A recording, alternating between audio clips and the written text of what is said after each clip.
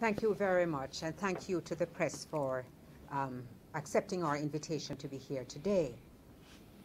As you know, the sitting of the Senate in November, while we were debating the bill, was considered to be quite historic in that we left the Parliament at 1:20 a.m. on a Saturday morning. This was not an idle process. It was because we were deeply concerned about some aspects of the bill. And we did succeed in having some of them addressed, some of our concerns addressed. But we made it absolutely clear that it was not satisfied in total. I would just like to remind you that when we enter the Parliament, when we take the oath, we take an oath to uphold the Constitution. And so we on the opposition take this very, very seriously. It is our considered opinion, supported by over 60,000 people who did an online petition to the government, and supported by various interest groups who were so moved by the circumstances that they took out a full-page ad, joining in the call for the government to stop, take a break, and put the matter back in Joint Select Committee. This was totally ignored, and so today we are acting as the loyal opposition of the people of this country, and we are defending and protecting their constitutional rights. I want to just speak briefly to one or two of the points that we are pursuing. You'll recall that the chapter of rights, the Charter of Rights, I think is the most fundamental thing which was done recently in our history.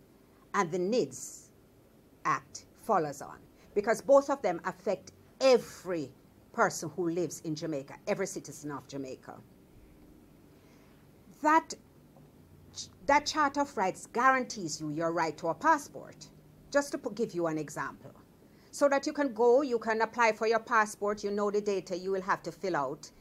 And the government can deny you the right, but only under certain circumstances, and of course, you can appeal that. Well, under this new legislation, you can be denied the right to a passport if you have not enrolled in NIDS.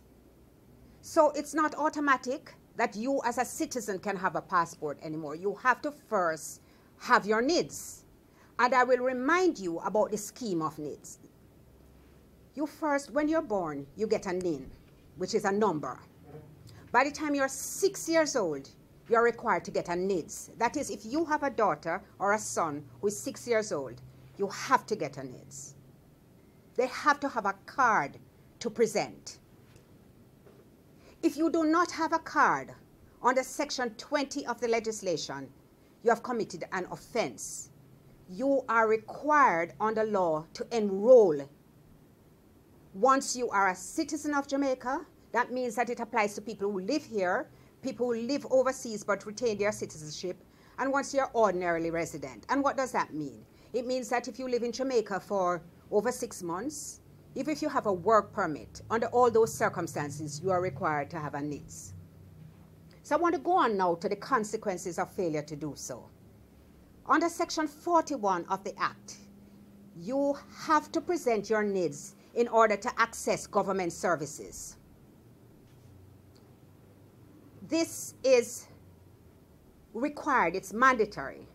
So in other words, it doesn't matter if you're paying your taxes, if you're an upstanding citizen of Jamaica, you cannot access the very services that your money is going towards providing unless you have a NIDS. Indeed, it goes on to say that if you're doing trade with the private sector, they may require you to present it. But if they ask you for it, you have to get it. So don't consider getting into a huff and a puff and say, I'm not presenting it if you want that service from the private sector, because the Act says you shall present it. So we don't think, and we know, in fact, that that is against the Constitution. And that is one of the main planks. Let us just look at another one. Your identity information is required to be printed on this card. So everything about you is going to be on one little card. perhaps I'll ask, in a minute, I'll ask Jennifer to go into that, because we are a team and we would like to involve everybody. So the whole question of privacy in terms of the data which you have to provide is intrusive and far-reaching. And there's a whole body of case law which will support us in this regard. There is one other thing that I would like to say, and one other thing that we have been insistent about.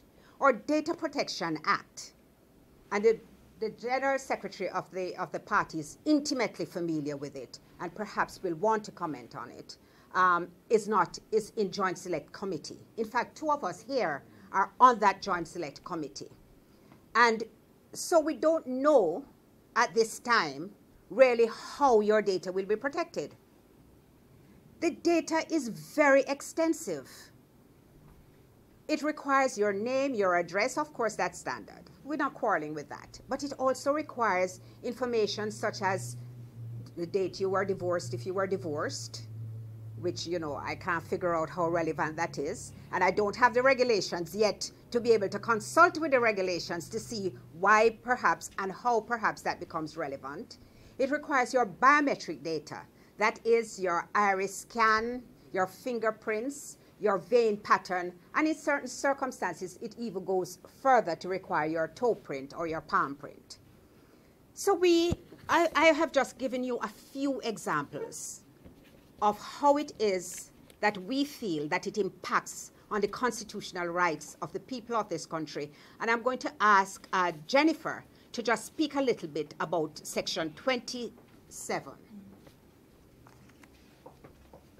Good morning.